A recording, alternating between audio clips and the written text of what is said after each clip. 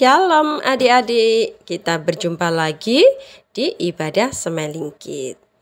Adik-adik, sebelum kita memuji Tuhan, mendengarkan firman Tuhan, kita berdoa dulu ya. Ayo kita lipat tangan, tutup mata. Terima kasih Tuhan Yesus. Tuhan, tolong kami untuk bertemu lagi di ibadah sekolah minggu. Tuhan, kiranya Tuhan memberikan kami sukacita di dalam memuji Engkau, hati yang lemah lembut di dalam belajar kebenaran firman-Mu. Pimpin kami Roh Kudus, hanya di dalam nama Tuhan Yesus. Haleluya. Amin. Yuk kita memuji Tuhan. Tepuk tangan ya teman-teman.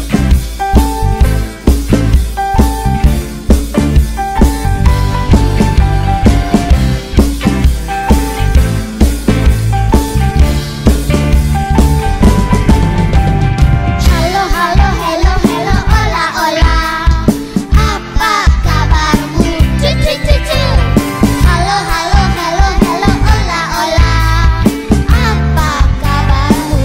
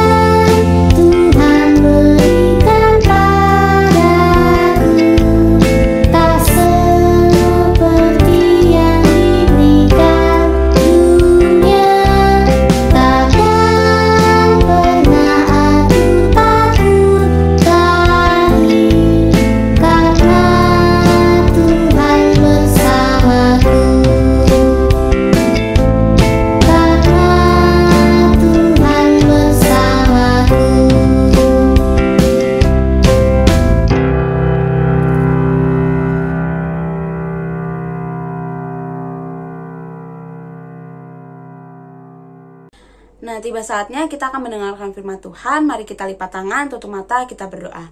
Tuhan Yesus yang baik, terima kasih. Kami sudah selesai memuji dan memuliakan nama-Mu. Tiba saatnya kami akan mendengarkan firman Tuhan. Berkati setiap kami, berikan kami telinga yang dengar-dengaran, dan kami bisa duduk manis mendengarkan firman-Mu ya Bapak. Kau juga memberkati Kak Peti yang akan menyampaikan firman-Mu. Biarlah apa yang Kak Peti sampaikan, adik-adik boleh mengerti ya Bapak. Terima kasih Tuhan. Terima kasih, hanya di dalam nama Tuhan Yesus, haleluya, amin. Nah, waktunya sekarang kita mendengarkan firman Tuhan. Udah siap belum nih adik-adik mendengarkan firman Tuhan? Harus udah siap dong ya. Judul firman Tuhan pada hari ini adalah Yesus mengutus murid-muridnya. Sebelum Kak Peti menyampaikan firman Tuhan, Kak Peti mau membacakan ayat hafalan nih. Ada di Matius 9 ayat 37 sampai 38. Kak Peti bacakan ya. Maka katanya kepada murid-muridnya, tuaian memang banyak, tetapi pekerja sedikit. Karena itu, mintalah kepada tuan yang mempunyai tuayan supaya ia mengirimkan pekerja-pekerja untuk tuayan itu. KPT bacakan sekali lagi, Matius 9 ayat 37-38. Maka katanya kepada murid-muridnya, tuayan memang banyak tetapi pekerja sedikit. Karena itu mintalah kepada Tuan yang mempunyai tuayan supaya ia mengirimkan pekerja-pekerja untuk tuayan itu. Jangan lupa dihafalkan ya adik-adik. Teman-teman, tahukah kalian Tuhan Yesus mempunyai 12 murid?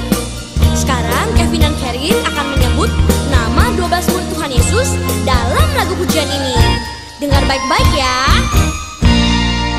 Simon Petrus, Andreas, Yakobus, Yohanes, Filipus, Thomas, Yakobus anak Alfeus, Tadius, Simon orang Zelot, Matius, Bartolomeus, Yudas Iskariot, 12 murid Yesus.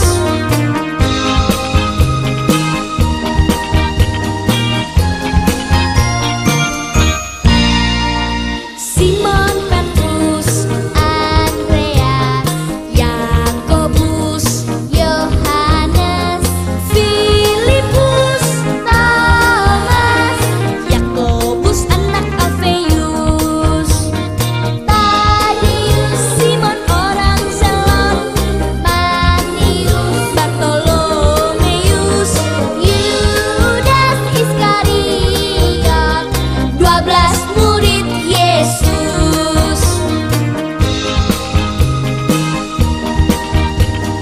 Nah, teman-teman, sudah tahu kan nama ke-12 murid Tuhan Yesus? Bagaimana kalau sekarang kita nyanyi bersama-sama lagu pujian ini? Siap? Simon Petrus, Andreas, Yakobus, Yohanes, Filipus, Thomas, Yakobus anak Alfeus, Tadius, Simon orang Zelot, Matius, Bartolomeus, Yudas Iskariot, 12 murid Yesus, 12 murid Yesus. Kan ya, banyak banget orang yang mengikuti Yesus, yang mengerumuni Tuhan Yesus. Tuhan Yesus hanya memilih 12 orang untuk menjadi muridnya. Jadi sepanjang hari itu, siang, pagi, siang, sore, malam, mereka itu selalu bersama-sama dengan Tuhan Yesus. Lalu Tuhan Yesus berkata kepada Petrus ya, ikutlah aku dan aku akan menjadikan engkau penjala manusia. Jadi omongan ini atau janji ini berlaku untuk semua murid-murid Tuhan Yesus. Awalnya ini mereka tidak mengerti apa sih penjala manusia itu. Mereka bingung, tetapi setelah murid-murid Yesus ini mengikuti Yesus pelayanan, mereka mulai mengerti artinya. Jadi kemanapun Tuhan Yesus pergi, mau di kota, mau di desa, orang banyak tuh mengerumuni Tuhan Yesus. Mereka ingin mendengar pengajaran Tuhan Yesus, dan mereka ini minta untuk disembuhkan Tuhan Yesus. Lalu Tuhan Yesus juga mengampuni dosa mereka. Ia membebaskan mereka dari kuasa roh jahat dan menyembuhkan mereka dari sakit penyakit yang membuat hidup mereka ini sangat-sangat menderita dan ketakutan terhadap kematian. Jadi Tuhan ini mengajar mereka untuk tidak perlu takut walaupun mereka berada di dalam kemiskinan, karena Bapa di sorga ini memelihara mereka. Jadi mereka bisa mengalami semuanya ini asal mau bertobat dan percaya pada Tuhan.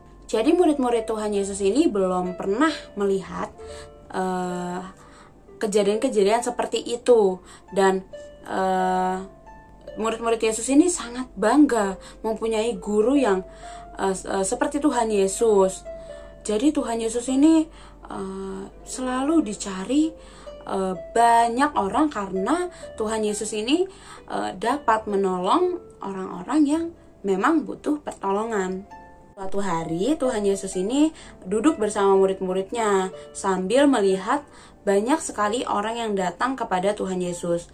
Tapi di situ Tuhan Yesus ini merasa kasihan kepada orang-orang tersebut karena mereka ini seperti orang-orang yang seperti domba-domba tanpa gembalanya.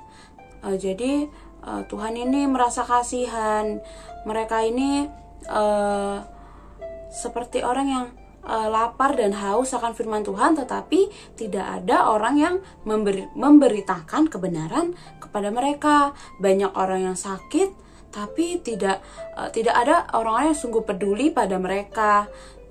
Waktu mereka memerlukan pengampunan, tetapi tidak ada yang memberitahu gimana sih caranya mereka ini dapat diampuni. Jadi mereka kan bingung. Mereka tuh perlu seorang gembala yang memimpin mereka, yaitu Tuhan Yesus. Tuhan Yesus ini berkata, "Akulah gembala yang baik." Karena Tuhan Yesus ini sangat peduli kepada mereka. Kemudian Tuhan Yesus menggunakan gambaran kata yang lain yang tadi sudah Kak Peti sempat singgung ya.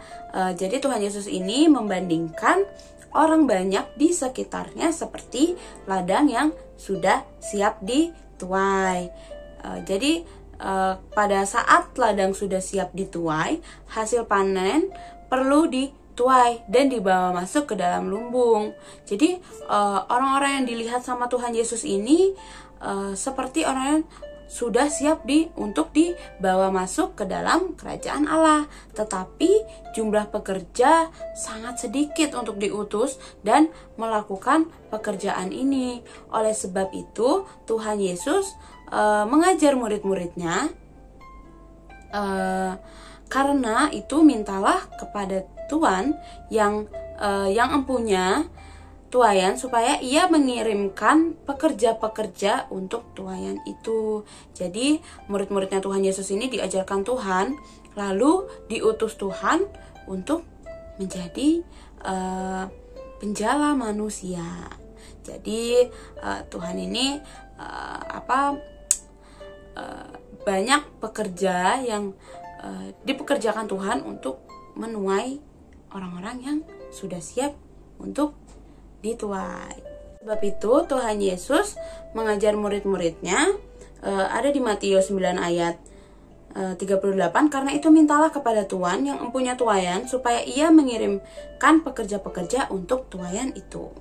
Kemudian Tuhan Yesus ini berkata kepada murid-muridnya, sama seperti Bapa mengutus aku datang ke dunia, aku sekarang mengutus kalian untuk pergi memberitakan Injil kepada banyak orang di kota-kota dan di desa-desa. Jadi murid-muridnya ini pas mendengar Tuhan Yesus ngomong kayak gitu tuh terkejut, karena mereka ini baru mendengar tugas ini. Sampai sekarang mereka selalu bersama Tuhan Yesus, tapi sekarang mereka harus pergi sendirian. Lalu Tuhan Yesus ini dapat merasakan ya kegelisahan atau ketakutan mereka ini. Lalu Tuhan Yesus ini berkata, kalian tidak perlu pergi sendirian. Aku akan mengutus kalian ini berkelompok, 2-2 orang. Kalau berdua, kalian dapat saling menolong. Apa-apa untuk perjalanan ini, jangan membawa makanan atau uang, dan juga tidak perlu membawa 2 helai jubah. Tetapi kami harus makan selama perjalanan. Dan bagaimana kalau kami harus tidur di luar pada malam hari yang dingin? Jadi murid-muridnya Tuhan Yesus ini hanya punya 1 jubah saja. Jadi tidak cukup untuk menghangatkan tubuh mereka. Lalu pikir murid-murid Tuhan Yesus ini dengan berbagai ketakutan ya. Lalu Tuhan Yesus ini menjawab, kalian tidak perlu khawatir. Percayalah kepada Bapamu yang di sorga, Ia akan menggerakkan orang di tiap kota dan di desa untuk menerima kalian dan memberi kalian makanan serta perlindungan dalam rumah mereka. Mintalah pada Bapa dan percaya bahwa kalian akan menerima semua yang kalian butuhkan. Kalau kalian sudah diterima dalam satu rumah, tinggallah di rumah itu sampai kalian meninggalkan kota atau desa itu. Jangan berpindah-pindah. Berdoalah untuk berkat dan damai sejahtera atas rumah yang telah menerimamu. Maka keluarga itu akan sungguh menerima berkat dari Bapakku, karena mereka telah menerima hamba-hamba Tuhan. Dan bagaimana kalau ditolak? Jadi murid-murid Tuhan Yesus ini masih takut ya. Gimana nih nanti kalau ditolak? Udah datang jauh-jauh tapi malah ditolak. Tapi Tuhan Yesus ini sekali lagi mengingatkan kepada murid-muridnya kalau mereka ini nggak perlu khawatir.